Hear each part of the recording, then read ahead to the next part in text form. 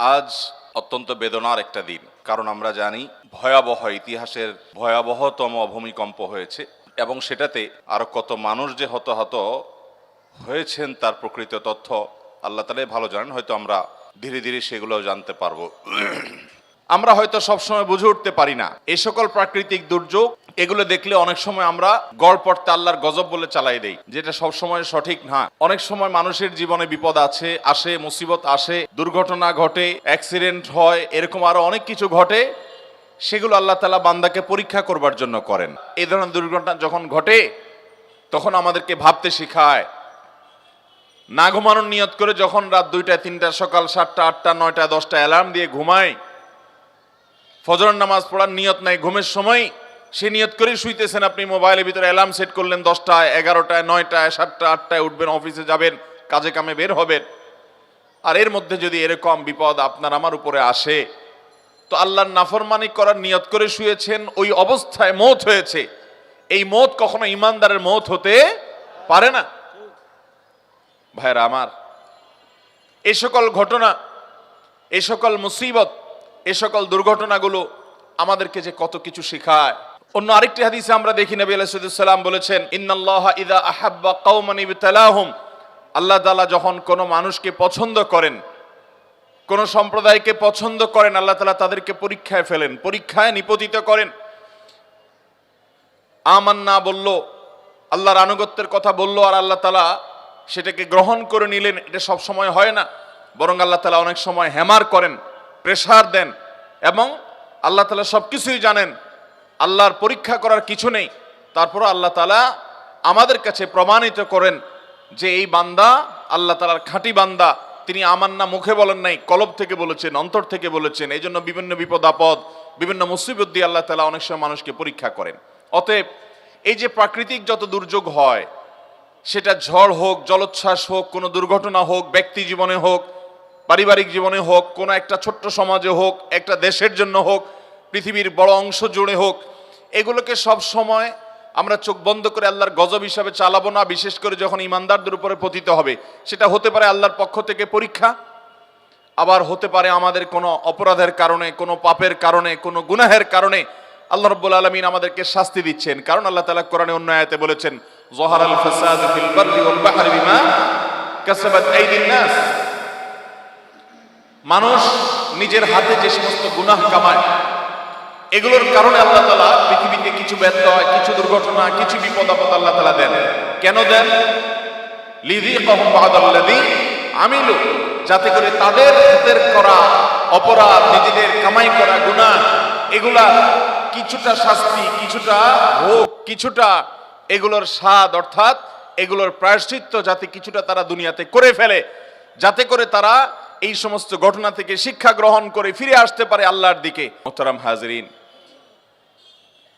ঠিক ফজরের সময় ভোরবেলা এই ধরনের দুর্ঘটনা যখন ঘটে, তখন আমাদেরকে ভাবতে শেখায়।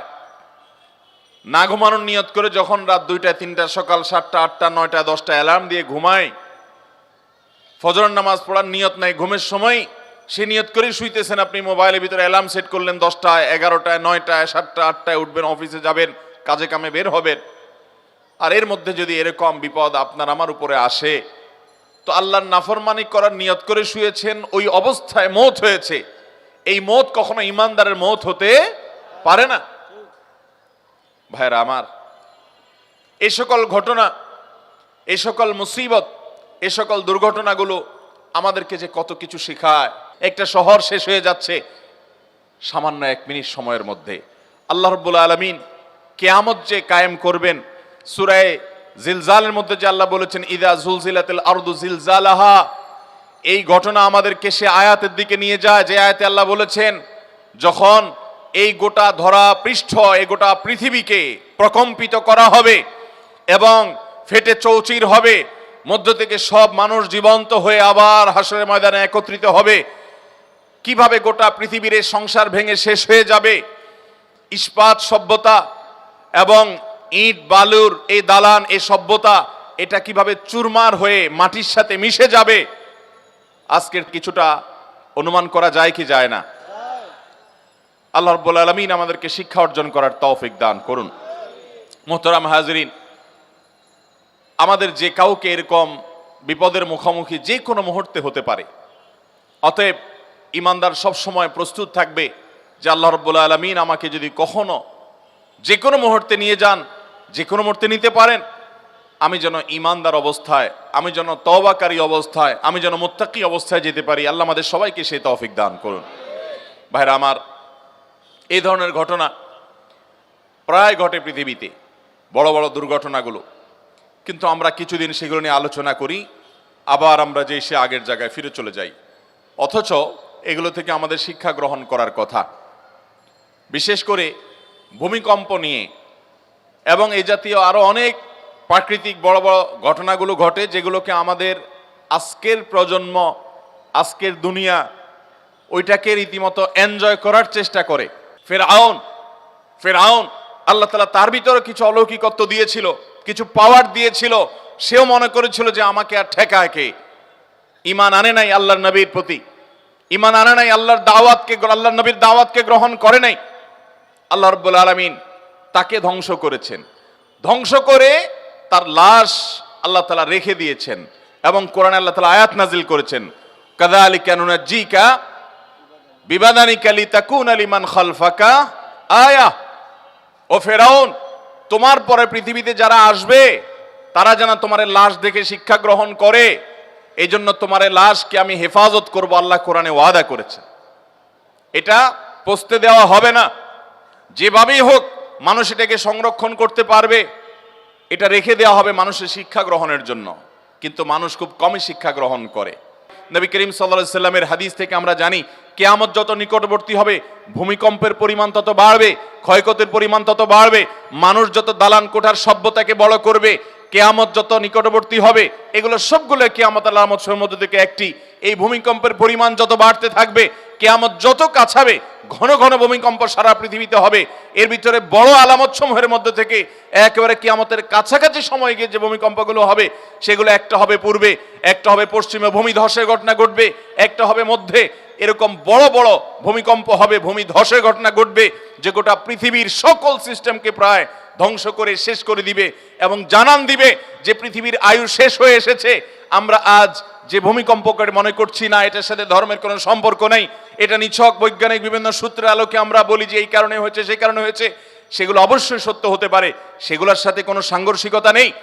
যেমন কেন ভূমিকম্প হয়, ভূমিকম্প কেন হয়, আজ থেকে শত শত বছর আগে ইমাম ইবনুল কাইয়িম রাহমাতুল্লাহি আলাইহি ভূমিকম্পের উপরে অনেক গবেষণা তার আছে। সেই গবেষণাগুলো পড়লে আমরা অবাক হয়ে যাব যে এত বছর আগে ইসলামের ইতিহাসের একজন বড় ইমাম, অনেক উঁচু মাপের একজন গবেষক, কিভাবে তিনি গবেষণা করে এই সমস্ত কারণগুলো আবিষ্কার করেছেন।